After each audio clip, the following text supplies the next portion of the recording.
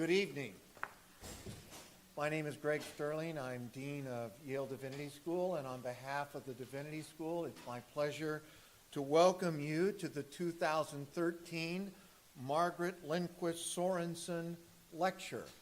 This lecture was made possible by a gift from Dr. Andrew Sorensen, who is an alum of 1962. He gave the funds in honor of his mother, Margaret Linquist Sorensen, and we've been holding these as a highlight among our endowed lectures. The format this evening will be to have an introduction to the speaker. Professor Tisa Winger will introduce her in just a minute, and then following the lecture, we'll have a period of time for questions and answers.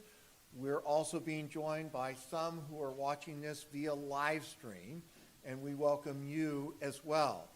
Some of the individuals who have given these lectures include Dolores Williams, who coined the phrase womanist theology, Charlie Curran, who is famous for his role at CUA and then his move to Southern Methodist University as an ethicist in Roman Catholic circles, Katie Cannon, the first African-American woman who was ordained in the Presbyterian Church USA, and last year, E.J. Dionne, a columnist for the Washington Post and well known to everyone who follows American politics. We're truly honored to be joined by our guest this evening, and she will now be introduced by one of our esteemed colleagues, Tisa. Thank you so much, Dean Sterling. It is really a privilege and a pleasure to introduce Marie Griffith to you. Marie is, I have to look at my paper for your title, the John C. Danforth Distinguished Professor in the Humanities at Washington University in St. Louis, and the director of the Danforth Center on Religion and Politics at Washington University. Marie is a brilliant scholar, and for me, a wonderful mentor and friend over the years. And if it's not out of place, I just want to make a little personal comment about Marie and what she's meant for me. I learned to know Professor Griffith when she was Associate Director of the Center for the Study of Religion at Princeton University, where I was working on my doctorate. And Marie, I don't think I appreciated at the time quite what the kinds of pressures that she was under at that point in her career, but she was somebody who always had time for graduate students. And for me, she was not officially on my dissertation committee, but always took the time to read my chapters and give me feedback on them, usually faster than the people who actually were on my committee. And another way that Marie has been a role model to me is in combining parenting and academia. And she's been a role model in this way, not just in the abstract, but very concretely at Princeton. We were actually pregnant at the same time. With my first child and her second, and her baby came along a few months before mine, and I think she did more than anybody to make that department a safe place to be both a mother and a scholar. And I was taking a seminar with her that semester that my baby was born by the titled Religion in the Body. And I think me and my pregnant belly, I was the exhibit A for the body and religious studies, at least. And I so much appreciated her willingness to let me come and be part of that seminar, and even then, after the baby was born, to bring him to class in the sling. Remember that? So, but Marie has had a very distinguished career is one of the best regarded scholars in our field of American religious history. She moved on from Princeton to Harvard Divinity School, where she taught for 2 years, and then left to become the founding director of the Danforth Center which is already becoming a really important voice in scholarship on religion and politics, and for reasoned public dialogue in this area. Marie is the author of several influential books. Her first book was God's Daughters, Evangelical Women and the Power of Submission. And her second book, Born Again Bodies, Flesh and Spirit in American Christianity. She's also co-edited several books, one on women and religion in the African diaspora and another one on religion and politics in the United States. Her forthcoming book will be titled Christians, Sex and Politics in American History, and her talk for us today is on Not Living the Lie, American Christianity and the Shifting Politics of Sexuality. You may-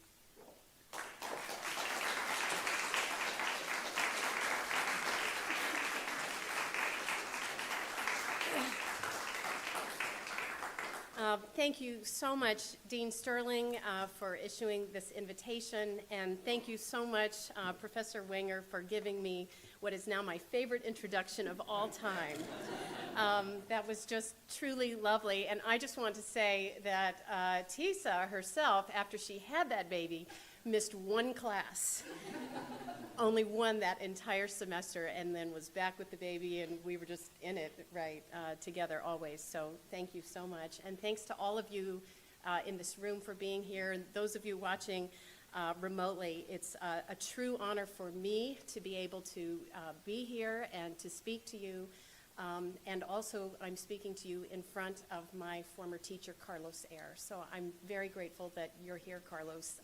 Carlos did for me what it sounds like I did for you, which was read numerous thesis chapter drafts of my undergraduate senior thesis at the University of Virginia a long time ago. I'm very grateful still for your mentorship of me.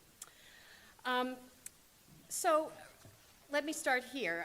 Recently, the head of World Vision in the United States, Richard Stearns, wrote a book called The Hole in Our Gospel, H-O-L-E, The Hole in Our Gospel, which is in part a powerful insider's critique of what he sees as the evangelical fixation on sex that has supplanted interest in the concerns articulated by Jesus in the Sermon on the Mount, again, as Stearns sees it. In this book, Stearns notes that most people today, including churchgoers ages 16 to 29, associate Christianity with the descriptions anti-homosexual, judgmental, too involved in politics, and hypocritical. These charges, of course, are deeply distressing to Christians of all varieties and to many others as well. So the book that I am writing, Christians, Sex and Politics in American History, attempts to bring some historical nuance to this story and to explain how we got into such a mess as we seem to be in today. So I try to explore the past century of religious wrangling over sex and sexuality in the United States. I proceed chronologically, but also by topic, and the chapters are organized around a set of significant historical characters as a way of telling a very vast and complex story through particular lives and salient conflicts over such issues as contraception, censorship of works that have been deemed pornographic, marriage, chastity, abstinence, abortion, homosexuality, sex education, and so forth. As you know, these conflicts have taken place within religious groups as well as between them. And one of the threads running throughout the chapters is the role played by sexuality in the perennial conflicts between Catholics and Protestants over time, as well as the somewhat unexpected or unforeseen realignments among those that we call liberals and conservatives in both camps. I have big problems with the liberal-conservative usage, you understand, and we can talk about that later, but you know what I mean in shorthand there. Now, people in the media who write about sex and the culture wars today often, I think, proceed as if the role of religion is just obvious, and it only needs the occasional clever aside. So religion is seen as the force of repression that has invariably stymied sexual freedom, the rights of sexual minorities, and so on. Scholars of American religion, meanwhile, my field, have often, until very recently, either avoided the topic of sexuality in the stories that they tell, or in some case they've seized upon a single data set to tell a somewhat narrow story without the historical underpinnings of any of this or the broader issues that connect concerns about sexuality to other social and political preoccupations. So I want to ask, what are debates about sexuality about if they're not really about competing moral visions, about human liberty, autonomy, about freedom, rival convictions about the very definition of humanity and the proper place of choice, duty, discipline, and pleasure in human life? Religious questions and political questions, too, are at the very core of these debates, whether implicitly or explicitly, and they always have been. So I'm focused here on the United States, and essentially the question here is, why sex? What is at stake in the vigorous disputes over sexuality and sexual morality in American life, past and present?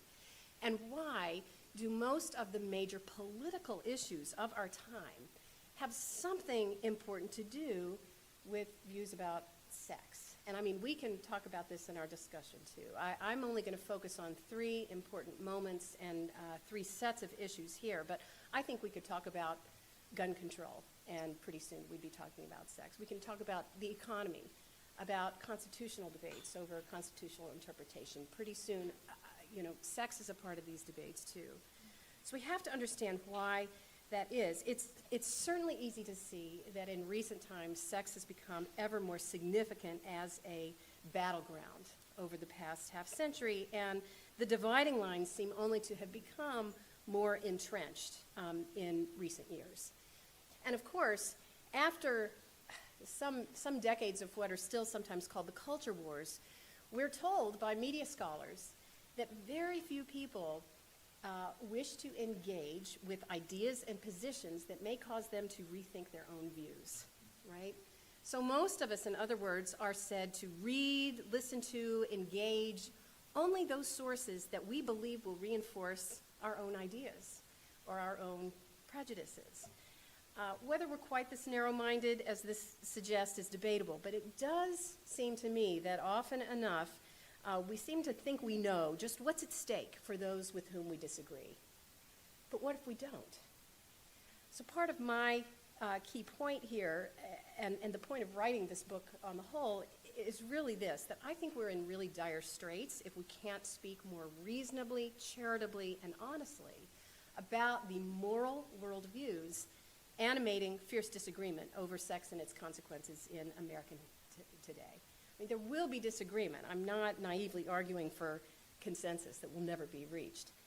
But the issue should be debated more rationally, I think, and I'm really convinced that thinking, listening people of diverse minds and specializations are needed to contribute to the discussion from here.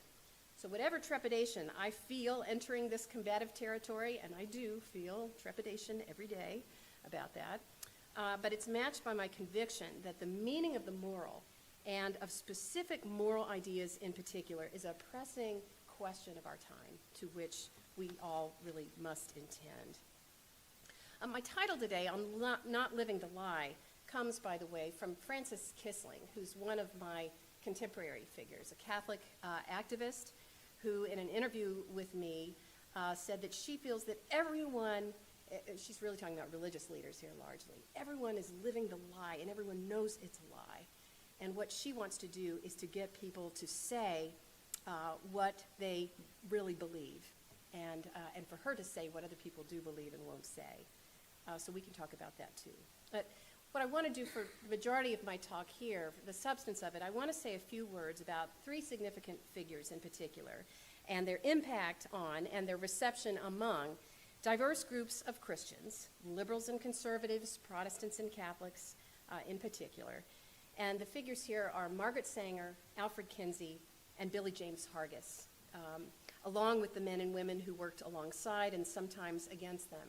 Now, these are three very distinct characters, but all three played a very important role in American Christian debates about sex and really structured the arguments, helped to structure the arguments that we live with still today. So I think reading them together could give us a fresh sense of the genuine multiplicity of Christian views on sexuality, but also it helps us understand the political stakes on all sides of these debates. So to start with Margaret Sanger. More than any other figure before or since, Margaret Sanger drew the battle lines that have defined America's battle over sex. So I begin with her in the book, too, focusing on the event in November 1921 that came to be known as the Town Hall Raid, and that launched a decade of religious conflict over sexuality. So November 1921, Margaret Sanger arrived at the Town Hall in Manhattan to speak at the final session of a historic week-long meeting on birth control. And when she arrived on this Sunday evening, she found the doors were locked against her, an attempt by the Manhattan police to halt the meeting. When the doors finally opened to let out the crowds that had already gathered inside to hear her, she was whisked up by her adoring fans and propelled to the front high stage, where she made repeated attempts to convene the meeting and to address the promised subject of her talk, which was birth control, is it moral? But to no avail. Within minutes, the police captain, Thomas Donahue, had physically seized her, escorted her off stage, and arrested her along with another fellow activist.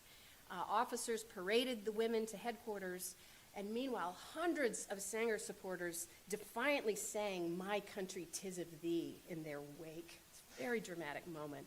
Margaret Sanger, who was already legendary for her frank promotion of birth control and other issues as well, could not have staged a more dramatic episode for publicizing her cause, nor for waging war against what she perceived as the gravest threat to American liberty and women's freedom there was, that threat being the celibate male hierarchy of the Catholic Church.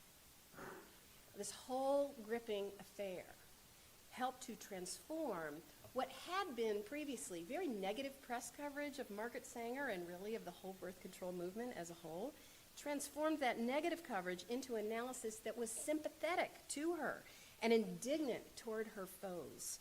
So subsequent reporting quoted friends of the birth control movement, highlighting the fact that the utter absurdity of police attacking the meeting was the very best thing that could have happened to the birth control movement, because the harassment motivated apathetic bystanders to awaken and fight against such blatant injustice. So for days, newspaper coverage of these events was extensive and continuous, and it indicates in no uncertain terms a dramatic shift in judgment on Sanger's right to promote her cause. Now, how did that happen? Well, this is a story about anti-Catholicism, which was, of course, very prominent in that period.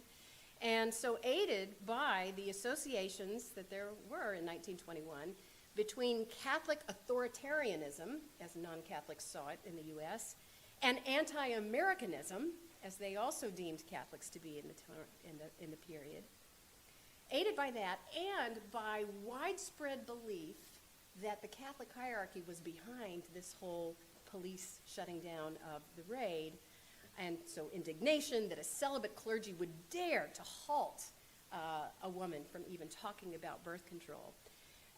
Sanger then began to work diligently and very much behind the scenes to secure greater openness to birth control on the part of Protestant clergy. So the story of American Protestant acceptance of birth control has everything to do with this event and with Sanger's activism and the shifting of the tides and the anti-Catholicism that went along with that. Now, however little stock Sanger put in the religious arguments about morality that occupied Protestant clergy and church committees who were grappling with birth control, Sanger well understood how important it was to secure them as her allies. And she was also very aware of the strategic utility of anti-Catholicism in this effort. Now, Sanger had her own reasons, and the other birth control activists, for supporting contraception. And these were not always in sync. As you know, part of the story has to do with women's rights and women's freedom. Part of the story has to do with eugenics. We can talk about all of that later. But Sanger took pains to appeal to Protestants' deepest ideals for Christian life, notably in a 1926 book titled Happiness in Marriage, which by 1931, a key year in all this, had gone through 9 printings. This was a book that Sanger wrote. It was really a paean to monogamous marriage between one man and one woman. But its premise was ignorance of sex too often spoiled the chance for marital happiness and led to misery, infidelity, and divorce. She opened every chapter of the book with a poignant letter that had ostensibly been penned by someone writing desperately to her for help with sex questions. So single people, married people having all of these questions, all these painful stories. And she used a lot of biblical verses as epigraphs in this chapter. The book was essentially about sex in marriage being a consecrating experience, which she called it. This was an idea that had not long before been censored by Anthony Comstock, but it was an idea that Sanger presciently viewed as congenial to developing Protestant views of married life. And indeed, this was very much taken up by Protestant clergy and congregations along the way. So all husbands and wives should remember that sex communion should be considered as a true union of souls, and so forth and so on. This became a very, very persuasive argument to the Protestant clergy, and so Sanger was able to make a robust case for the importance of love to the cherished ideal of marriage. And others have written about what happened after that, but Sanger can't be left out of that story. Now, as I've said, so Sanger's methods included working diligently behind the scenes, knowing that her reputation might make some national leaders loath to associate publicly with her. Now, church leaders indeed would eventually pay an enormous price for what their critics decried as a shift toward liberalism in birth control as in other arenas of morality, but what they themselves believed at the time to be a necessary engagement with modern realities. And the shifting tides in Protestant views of birth control happened just dramatically quickly. So some of you know that 2 key events occurred that tell us a lot about this. The 1930 resolution by the 7th Lambeth Conference of Anglican Bishops, which eventually, for the Anglican Church, affirmed cautiously and in qualified terms, but cautiously affirmed the propriety of birth control in limited circumstances. So that's 1930 in England. And then in 1931, there was a report issued by the Federal Council of Churches of Christ in America that issued a similarly positive statement, also divided, also not universally accepted, but quite dramatic support for birth control within marriage. Both documents generated a good deal of disagreement, and they're fascinating documents for the ambivalence that they certainly expressed. They were worried that birth control information, how can you restrict it to married couples? You can't. And so they're well aware that they might be opening the whole gateway to a sexual revolution. But nonetheless, they are persuaded that this needs to happen. Until the 1950s, as Ellen Chesler has noted, birth control did remain a point of contention between, these are her words, left-wing and right-wing constituencies in the Protestant churches. But all the signs show that even by the mid-1930s, dramatically, most Protestants had given acceptance to birth control. And no person was savvier or more successful in generating that dramatic change than Margaret Sanger. Now, I tell a similar kind of story about Alfred Kinsey, the entomologist turned sexologist, who also remains today one of the most divisive American figures of the 20th century. He's best known for his 2 reports, Sexual Behavior in the Human Male, that was issued in 1948, and Sexual Behavior in the Human Female, published in 1953. These were volumes he supervised and co-wrote with junior colleagues at the Institute for Sex Research at Indiana University. Both of these volumes triggered fervent reactions because of their candor and their insistence that American men and women, religious and otherwise, did not practice what they preached about intimate relations.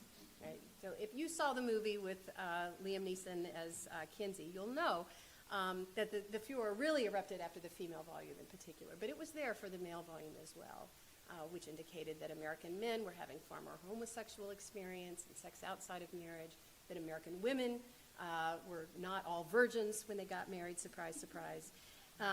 And so he got really polarized reactions. So to his critics, such as some of the Catholic and evangelical leaders of the time, like Monsignor Maurice Sheehy of Catholic University and Billy Graham, already emerging into his own as an evangelist, to them, Kinsey was a dissolute, pseudo-intellectual, bent on shredding the moral fabric of the nation by wrecking the family. And of course, to his admirers, he was a pioneering scientific researcher in an age of moral hypocrisy, and they frequently compared him to Charles Darwin and other folks of the time. Reinhold Niebuhr denounced both of Kinsey's volumes and denounced the man himself for his, what Niebuhr called his secularism and his scientism that treated human beings as animals, only slightly more complex than other brutes. And Niebuhr did turn up the heat after the female volume was out, as most did, decrying the absurd hedonism which informs Kinsey's thought and his moral anarchism. So you may know most of these charges continued long after Kinsey's death, and many today continue to blame Kinsey for the so-called sexual revolution that they believe has wreaked untold destruction on this nation. Now, it's fascinating, though, because it turned out that Kinsey, as well, behind the scenes, was working very closely with Protestant and Jewish clergy in the U.S. He got voluminous correspondence, letters from folks inviting him to come to speak to churches, United Methodist, Unitarian, Presbyterian, and synagogues of all, not all, but of several varieties.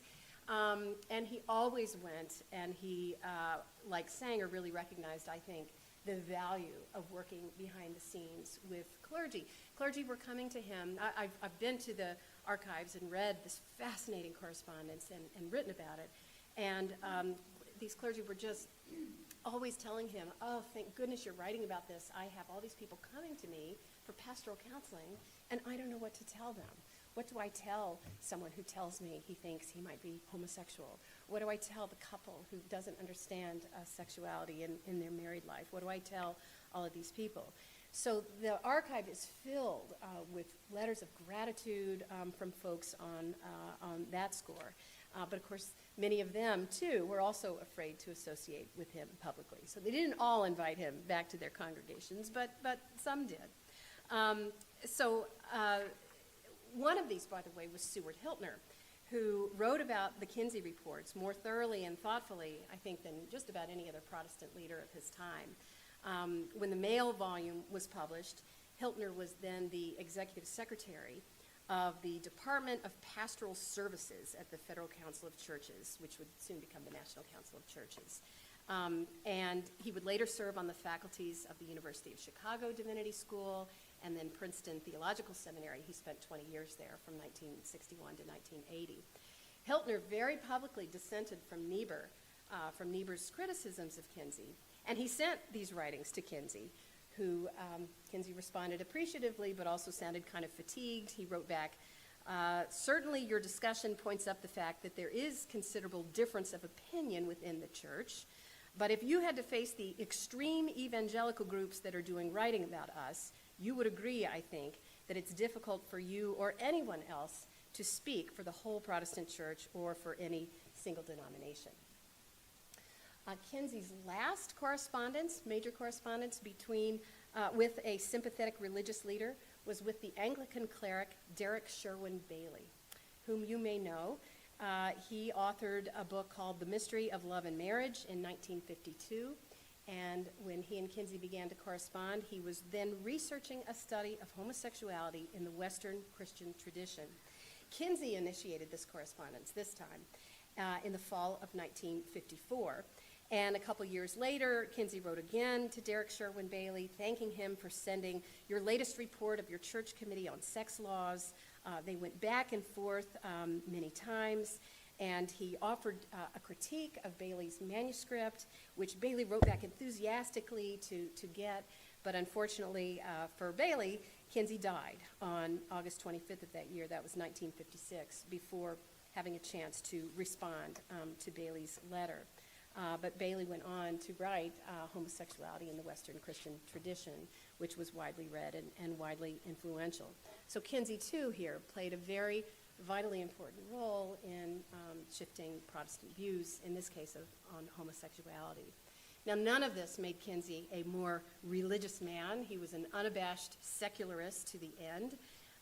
But this correspondence does indicate his conviction that religion really could foster better understanding and something better than prudery and intolerance as he saw it, as he saw the other side.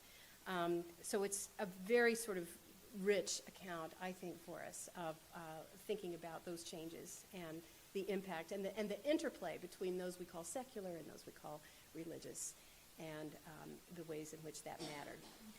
So let me shift then finally to my third historical character, who is much less well known. And of course, the story of liberal or progressive religion is not the only story here. So for an opposing angle, no figure is more illuminating than the colorful fundamentalist Billy James Hargis. And by the way, there were a lot of folks in between too, but I want to tell the story of Hargis, which is a little more extreme, again to show how the most polarizing arguments are shaped, because Hargis was really critical in that regard. Hargis, Hargis, I know he's not well known, but he began to make his mark on the world in October of 1948. This was some months after the publication of Kinsey's male volume, when, as a 23-year-old pastor with very little post-secondary education, really no post-secondary education, Hargis started a slim newsletter in the town of Sapulpa, Oklahoma. With the unassuming title Christian Echoes and only a tiny circulation, this paper might easily have gone the way of countless other little newsletter publications that were published in that era by ambitious small-town preachers. But Hargis's tremendous self-confidence and his energy and his intelligence, all of these were matched by the luck of being in the right place at the right time and with the right idea, as it turned out. And so instead of tanking his shoestring budget newsletter became the shiny, widely distributed Christian Crusade magazine. And Hargis himself grew into one of the most widely influential evangelists and conservative crusaders of the 1950s and 1960s. Now, his signature issue at first was anti-communism, and that's the period for sure. So he wrote extensively about anti-communism, but in particular his focus, it really wasn't on communism as a whole so much as the communist infiltration, as he saw it, of the liberal churches. That was his issue. It wasn't so much, many people, of course, were very anti-communist in the period, and there was a lot to support that. His interest and his focus was how communists were infiltrating your local church and what you need to do about it. That concern, that particular concern, was deeply interwoven with themes that would later explode from Christian Crusade headquarters, chiefly the degradation wrought upon America by sexual immorality. So anti-communism and sexual immorality became deeply tied in his worldview, and I'll tell you how. His tireless work, by the way, against the Quaker Mary Steichen Calderon and the sex education organization that she started with the acronym SECUS, helped to make her famous, and really both of these issues famous. And although Hargis would eventually fall on the proverbial horns of the homosexual dilemma against which he'd repeatedly railed, more in a moment, his younger apprentices would carry on his mission with renewed vigor and vengeance, and they still are today, some of his apprentices. So Hargis really, he's not well known, he really inaugurated in many ways the religious political alliance that would come to be called the religious right. And it was he and his Christian Crusade partners David Noble and Gordon Drake, above all, who made sex the very centerpiece of fundamentalist politics in the 60s and thereafter, placing it on the pedestal of debauchery that inspired followers to action. So Hargis believed, he deeply believed, that God had chosen him, as he said in 1965, to launch a mass movement of resistance to the trend in American life, to world government, apostate religion, and appeasement with communism and other satanic isms. He became a celebrity in 1960 when some of the charges that he had made about communist infiltration of American religion, and especially the liberal clergy, had a national impact.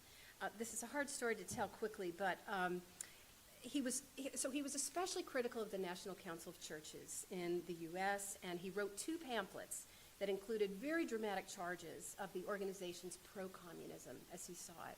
So one of them was called Apostate Clergymen Battle for God-Hating Communist China, and the other one was called The National Council of Churches Indicts Itself on 50 Counts of Treason to God and Country. Well, a Texas Baptist named Homer Hyde read these works, and there were a few others out there. Hargis wasn't the only one making these charges.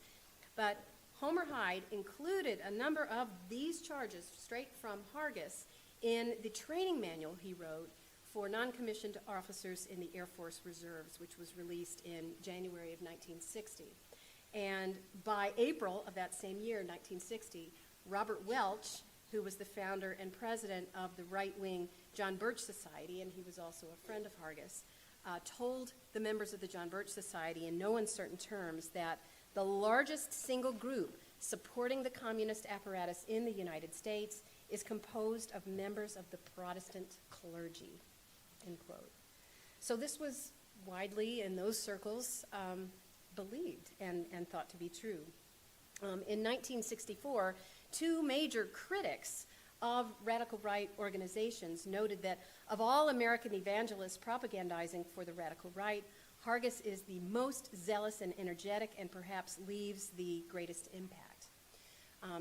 That year, 1964, Hargis's influence was extraordinarily high, of course almost inexplicably so to his opposition. And it was at this time, the height of his influence, that sex burst into Hargis's writing. So the February-March issue of his Christian Crusade magazine included a news item that was titled, What to Do About Pornography. So that's the first mention of sex, and it opened on a note of alarm. Hargis wrote, a natural outgrowth of the ultra-liberal freethinker viewpoint, which has finally struggled into acceptance throughout the nation, is the horrifying increase in the public legal distribution of pornographic smut literature, pictures, films, etc., in every city in the country. And the article went on to quote the head of Tulsa's chapter of Youth for Christ. He was quoted in asserting that $1 billion per year were now being spent on such materials in the U.S. alone. And why? It was the communist-friendly liberals that were funding the pornography crusade. The article continued that international communism has long subsidized pornography in this and other countries will come as no surprise to our readers, for it fits ideally into their plans for the moral decay of non-communist countries. So readers shouldn't simply wring their hands, oh no, they needed to boycott all local stores that sold any such materials, and the list was extensive. So pornography, it concluded, was a battleground upon which every American can get into action today. And of course, this message that evil lurked even in one's trusted local grocery store and the drugstore down the street, this message fit well with Hargis's message that the enemy lurked within and was engineered by the far left, as he saw it, and the churches again there too. So at that point then, sex begins to come up more and more in his writings. And just to give you one other kind of example, a couple of years later in 1966, Hargis's, his real main right-hand man, David Noble, N-O-E-B-E-L, who is very much still in this world, David Noble published a book called Rhythms, Riots, and Revolution. And it was a book that damned whorish women and homosexuals, as well as African Americans and their wicked music. So the music of, these are all quotes, the music of the Negro people, Noble lambasted, were the jungle beats and noises that he said were mistakenly referred to as music. It was an anti-rock music and a sort of book. The music that youth were turning to was invigorating, vulgarizing, and orgiastic. It is destroying our youth's ability to relax, reflect, study, and meditate, and is in fact preparing them for riot, civil disobedience, and revolution. That sounds kind of familiar. But airing racial views strikingly similar to those of Wilma von Tussle in John Waters' Hairspray, which was set in 1962, if you've seen Hairspray, Noble expressed shock at the ostensible communist goal of inundating the American people with African music. And he quoted, there was a Time magazine article apparently that had just noted rock and roll's origins in the Deep South. And Noble wrote, well, the full truth is it goes still deeper. The heart of Africa, where it was used to incite warriors to such a frenzy that by nightfall neighbors were cooked in carnage pots. The music is a designed reversion to savagery, he writes. And there were a lot of aspersions, by the way, cast on Martin Luther King and the civil rights movement, including the civil rights anthem, We Shall Overcome, for its supposed sexual undertones. So record companies, he wrote, were happily in sync with all of this. They're all, producing riots. And so the point is, all of this was part of a communist plot for Noble and by extension for Hargis. For the communist goals were these, again, in quotes, corrupt the young, get them away from religion, get them interested in sex, make them superficial, destroy their ruggedness. And by the way, I should say, American folk music was also seen as dangerous as jungle music. There. Interracial sex, of course, was a fearsome evil that was incited by this music. He was very clear about that. And the result was the end of parental authority and patriarchal order. So this basically sexual music, he wrote, was the perfect communist tool for that. Now, so all of this was happening, by the way, so much else is happening in American culture at that time around sex. The Supreme Court made its obscenity rulings in 1964. The American Medical Association urged physicians routinely to distribute birth control to their patients in 1964. A sex education organization, SICUS, was founded. All of this stuff is going around, but Hargis didn't mention any of that in the Christian Crusade magazines, but he did mention the 1965 San Francisco Ball that was sponsored by several liberal Protestant ministers and the formation by clergy and others of the Council on Religion and the Homosexual. Again, for him, this proved that the debasement of liberal Protestantism, that clergy would be involved in that and in the new morality and so forth. So all of this is a complex story that I don't have really time to recount fully, and I'm happy to talk more about it. I will say, again, that Hargis's ministry continued to grow rapidly, and including at a conference site, a summer conference site in Colorado. His ministries expanded. His foreign anti-communist trips burgeoned. A new church of the Christian Crusade was built.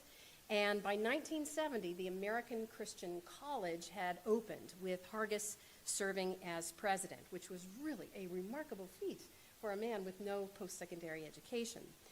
All the while, denunciations continued to appear of the new morality and the liberal theologians supporting it. So Harvey Cox of Harvard Divinity School was often criticized. Joseph Fletcher, who was at Episcopal Theological School at the time, the Episcopal Bishop John Robinson, and so forth, ones who might be familiar to you. And even after Hargis's downfall, his successor, David Noble, would continue this work and really on this firm foundation of sex and gender control, a platform that he espouses from Colorado today. The most influential fundamentalist leader, I bet you've probably never heard of, but he's quite influential there. Hargis's crusade did screech to a halt when Time magazine published its 1976 account of his sexual improprieties, his alleged sexual improprieties, with male and female students at his Tulsa college. He became an untouchable in the conservative Christian community at that time. There were accusations from both male and female students of sexual relationships that they had had with Hargis. He denied it till he died.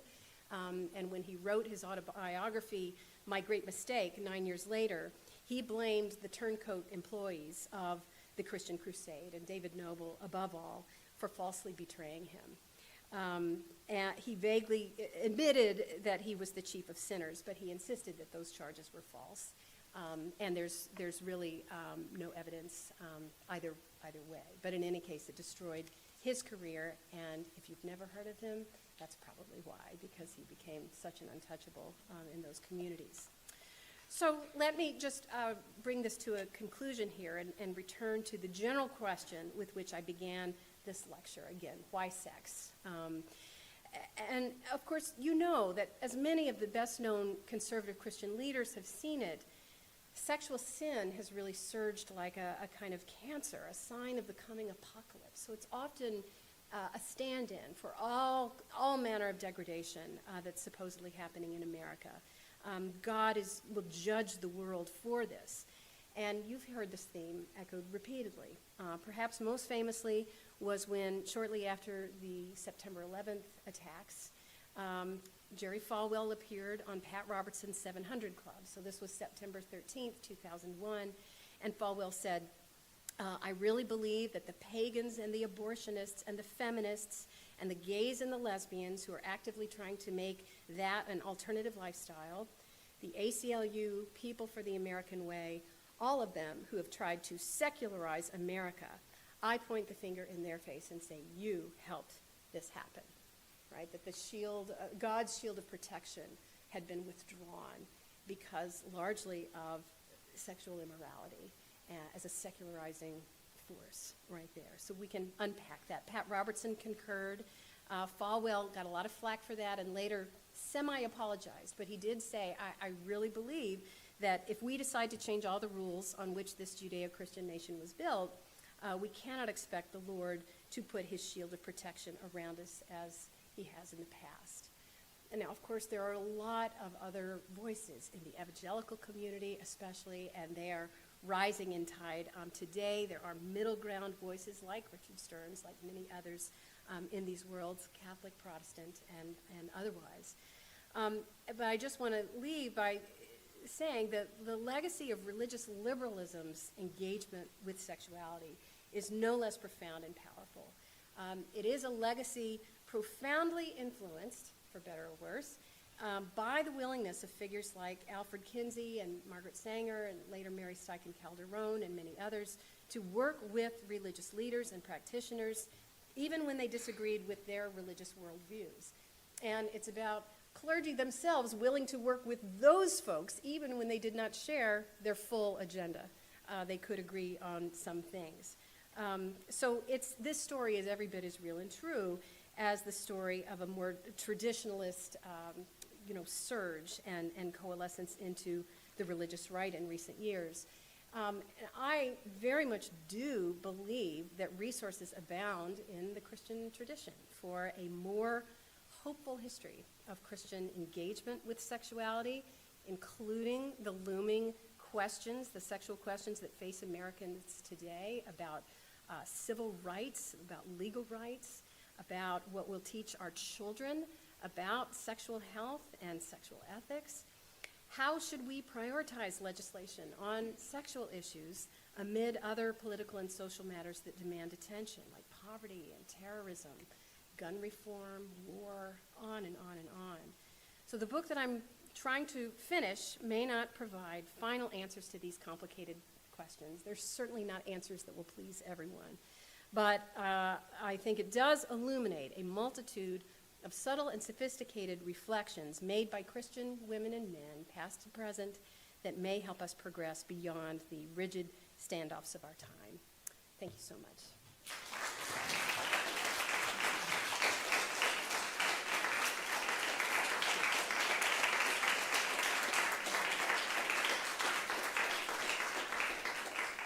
We thank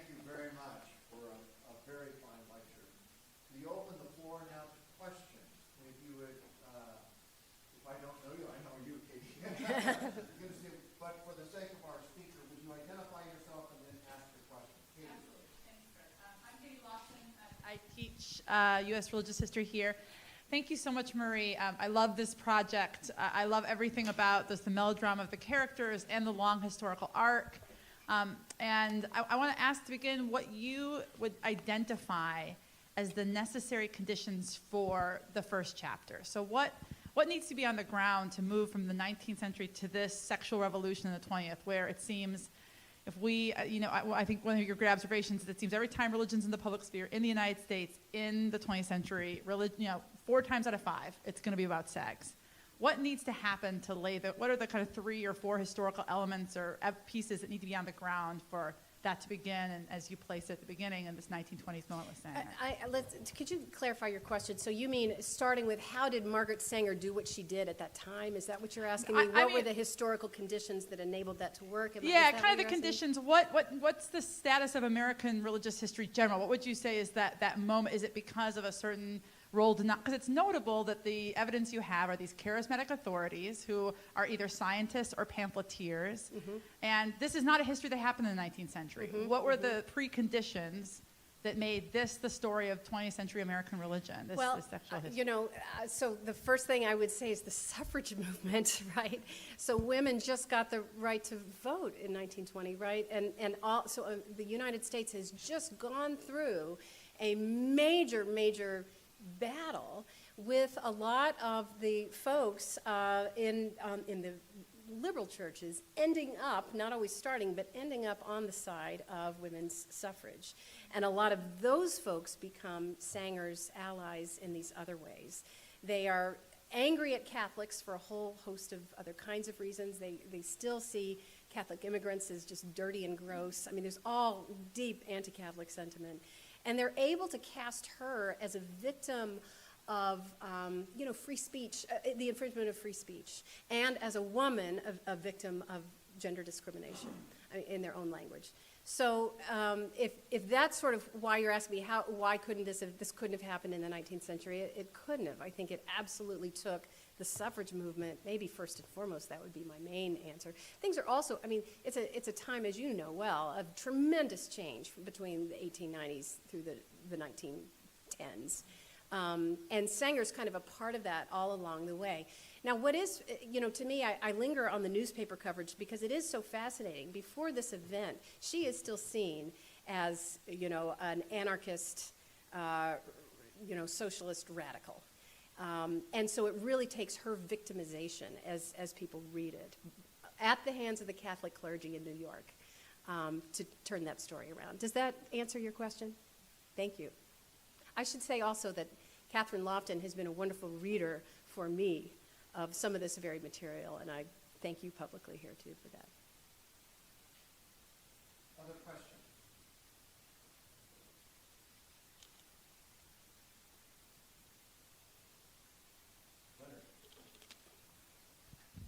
Dr. Griffith, thank you so much for your lecture. I'm Leonard Curry. I'm a first-year STM student, and also did my MDiv here.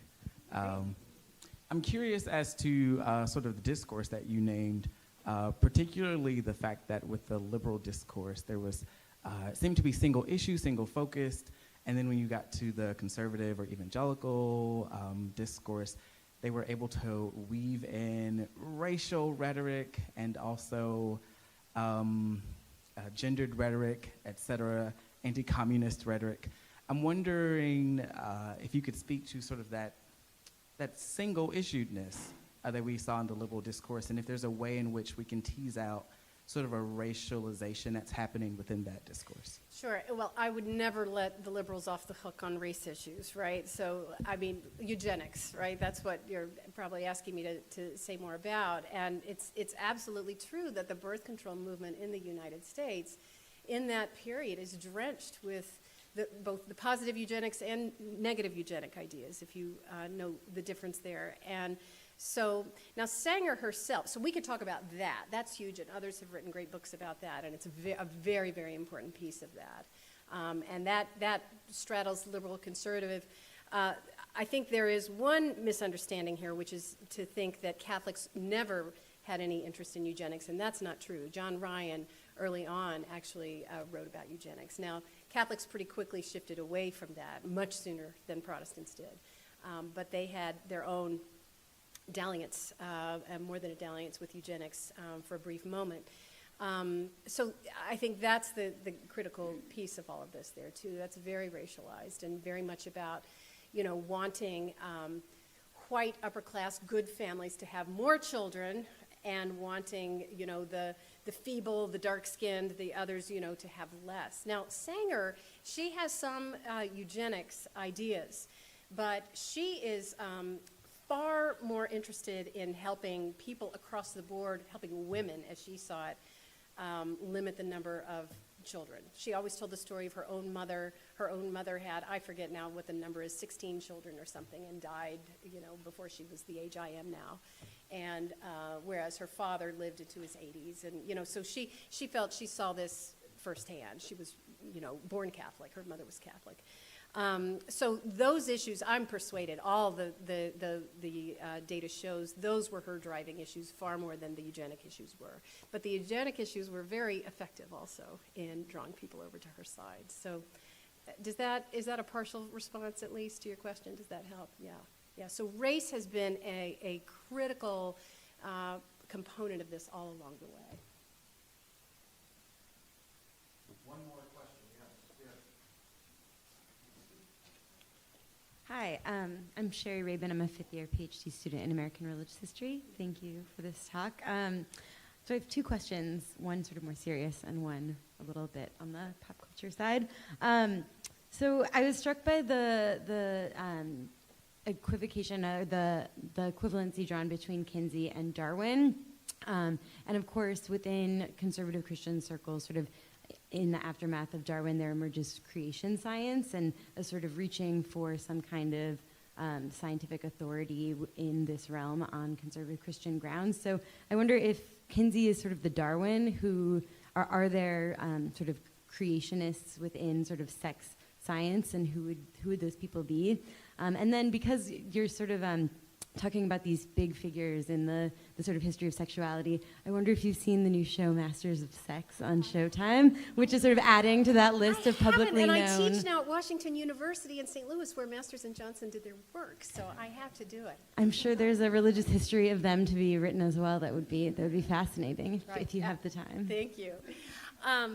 Yeah, so, on Kinsey, I would just say that I think that the attacks on Kinsey have been both about his research methods, which were certainly shoddy even by his own contemporary social science standards, much less by our own now. But they've also attacked him, the man, as being a sexual pervert and being a rapist and sex obsessed and all of that. So, I don't think the analogy to creation science doesn't quite work, because I don't know that people just contest his general findings, but certainly don't want him to be taught. There are some some arguments that have no merit in any kind of evidence at all, including kind of the sex, the rapes and that sort of thing. But there have been a couple of very powerful people, and of course with the internet, they can make these charges all over the internet, and now you Google Kinsey and all that stuff comes up. Just like with Margaret Sanger, all you see is, eugenicist, terrible, evil person, instead of what I'm trying to provide. I'm not defending either person, but I think I want to understand the arguments they were making, first and foremost, in these issues, and why they were so polarizing, and the impact that they made over time. So thank you for your question. Nice to see you.